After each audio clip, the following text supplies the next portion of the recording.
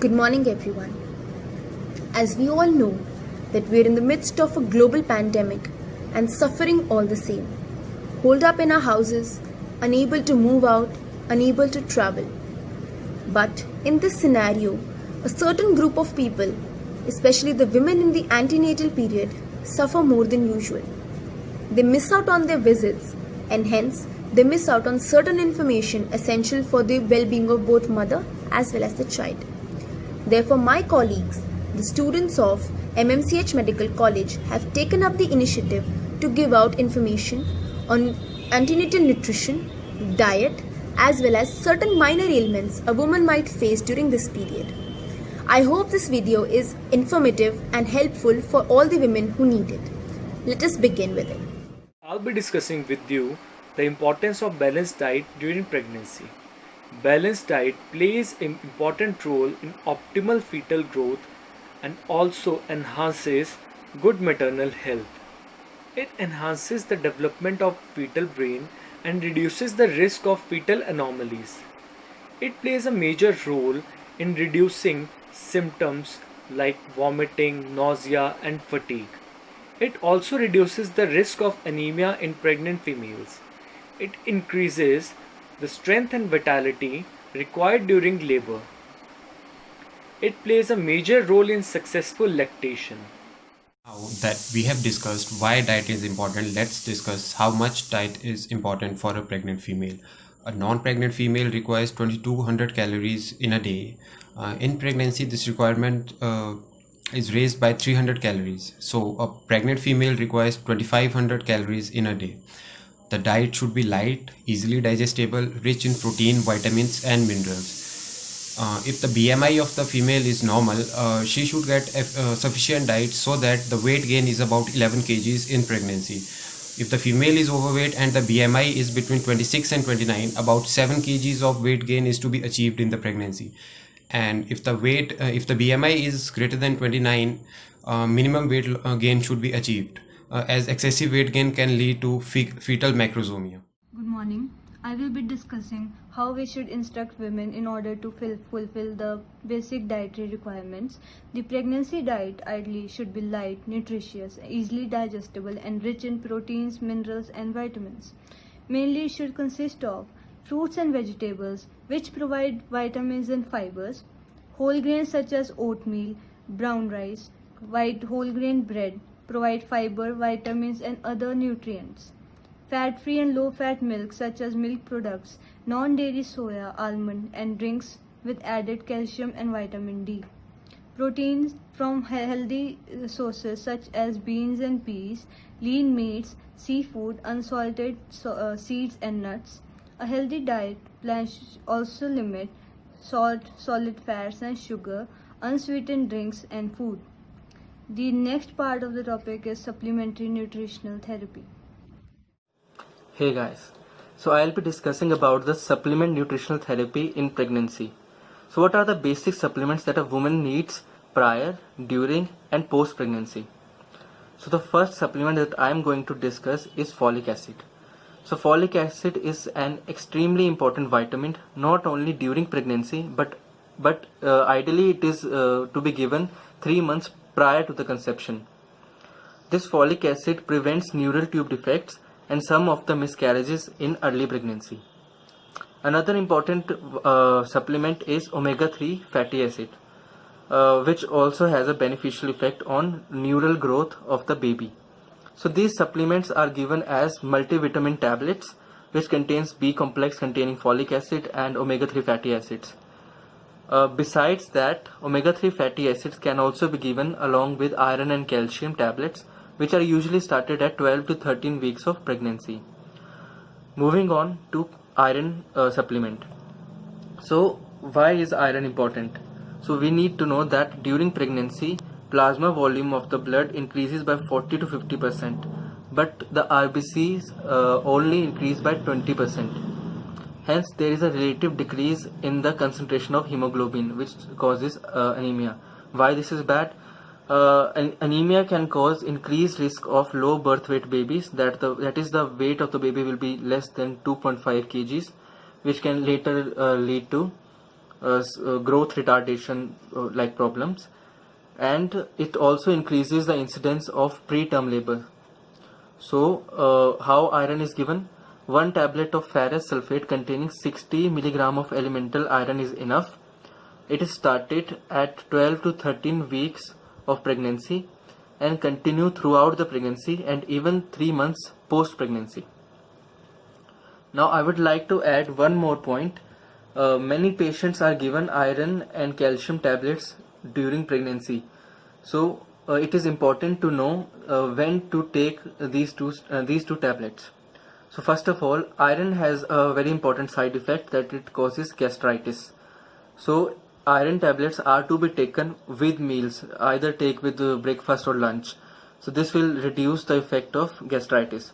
The second point I want to tell is that calcium tablets, they cause a side effect of constipation. So, they are preferably taken at night with a glass of milk, and the patient is advised to take plenty of water throughout the day. The third and the most important point is uh, uh, a patient should never mix iron and calcium tablets together. They are not to be taken together. This is because it greatly reduces the absorption of iron. So that's all about the nutritional assessment and supplementary nutritional therapy. Our next topic is minor ailments of pregnancy. During the course of pregnancy, a woman's body undergoes various changes. These changes can be sometimes uncomfortable to the woman, but mostly these are normal. Talking about the minor ailments of pregnancy, normally a patient comes with a complaint of nausea, vomiting, backache, constipation, heartburn, leg cramps, edema, vaginal discharge, etc. Taking each one of them separately, first we'll be talking about nausea and vomiting. Nausea and vomiting. Many females have nausea and vomiting in the first trimester, which is often called morning sickness. Some females have severe and frequent nausea and vomiting, which is called hyperemesis gravidarum. It could easily be managed with dietary changes. Take dry toast, biscuit, or protein-rich meal as soon as you wake up, even before brushing, and take frequent small meals instead of 2 or 3 large ones, and have plenty of water and take liquid like mint or cinnamon tea, etc. The next thing we are dealing with is heartburn.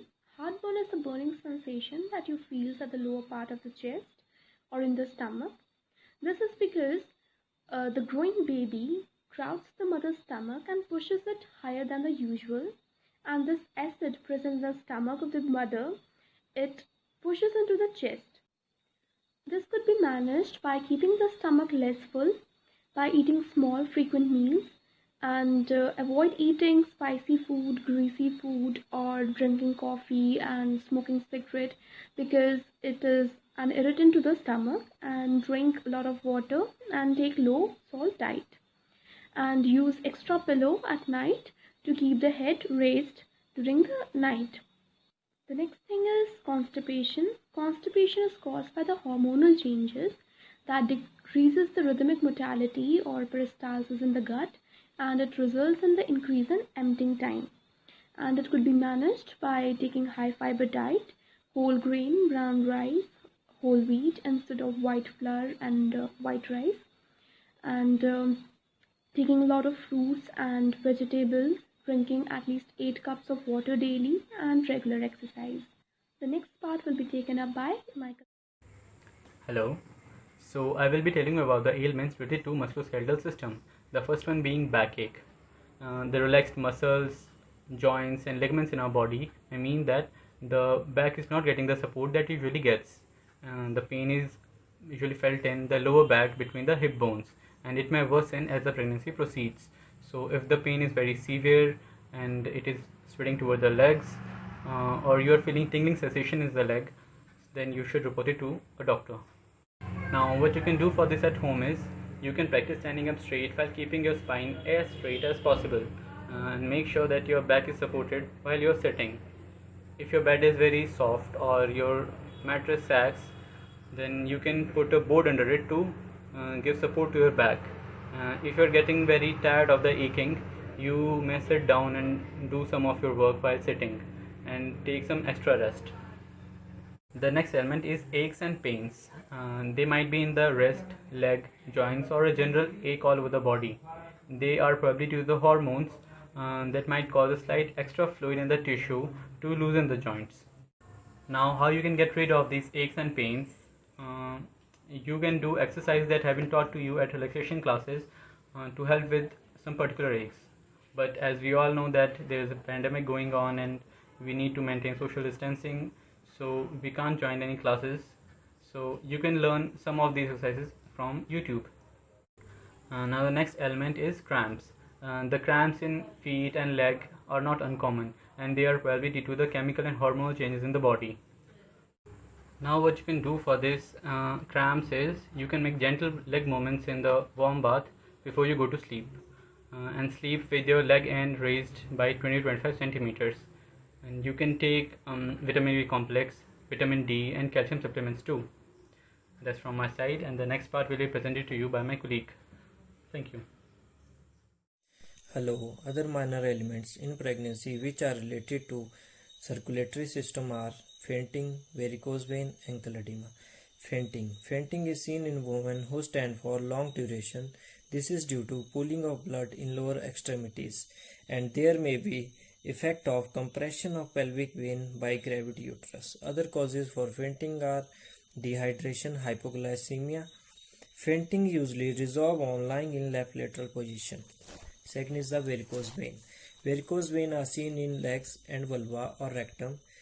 They may appear for first time or aggravated during pregnancy. These are seen mainly in later months. This is due to obstruction in venous return by pregnant uterus. In varicose vein, elevation of limbs during rest can give symptomatic relief. Third one is the ankle edema. It is common symptom. Ankle edema subside on rest with slight elevation of limbs. Talking about the integumentary system, we'll discuss about itching. Mild itching is common in pregnancy because of the increased blood supply of the skin. In late pregnancy, skin of the abdomen is stretched, and this may also cause itchiness. Wearing loose clothes may help. Itching can, however, be a sign of more serious problems called obstructive cholestasis. If itching becomes severe or you develop jaundice, yelling of the whites of the eye and skin, see your doctor. Itching that's associated with the rash may also need treatment if it is severe. Next topic is stretch marks. During pregnancy, your skin is stretched as your baby grows, and for most women, this causes stretch marks. To start with, they appear as red lines usually on your tummy, hips, and thigh. After your baby is born, they will tend to fade and become silvery in color. There are many creams and lotion available that claims to prevent and reduce the appearance of stretch marks, but it's not known whether any particular ingredient brings any benefits or not. Next topic is changes in color. Often there is alteration in the color of skin with patches which becomes darker than usual. When this affects the face, it is called as mask of pregnancy or chlasma, because the markings almost look like theatrical face marks. It is due to the hormones and gradually disappears after the baby is born. Nipples too become darker, and there is a brown vertical line on the abdomen. Thank you. Now, starting with nervous system, first is insomnia. Insomnia is difficulty in sleeping and can be caused by several things. First is size and shape towards the end of the pregnancy. Next is backache, then worry. To be more comfortable, change your position, another pillow under your head and shoulders, or lie on your side. Read, relax, and have warm drink. Talk to doctor. Never take sleeping pills without doctor's prescription. Now, starting with minor ailments, vaginal discharge. Usual white, slightly thickened fluid discharge from the vagina is nearly always increased in the pregnancy because the glands in the neck of the cervix are more active and usual and produce extra mucus. A change in color or an unpleasant smell with accompanying itchiness and irritation is certain due to vaginal infection, and you must consult your doctor.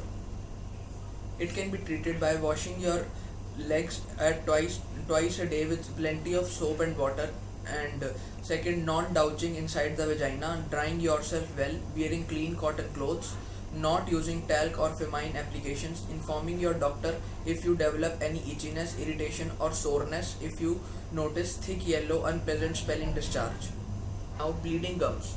Pregnancy hormone makes your gums and more likely to bleed. It's important that you keep your teeth and gums healthy. Make sure you clean your teeth twice daily with dental floss and mouthwash if you needed to. NHS dental care is free during pregnancy, and for 1 year after, you should make an appointment to see your dentist. I hope this little effort of ours will be helpful to the women in dealing with their minor ailments and keeping up their nutrition while remaining safe at home. Let's face this pandemic together and take a good antenatal care of females. Thank you.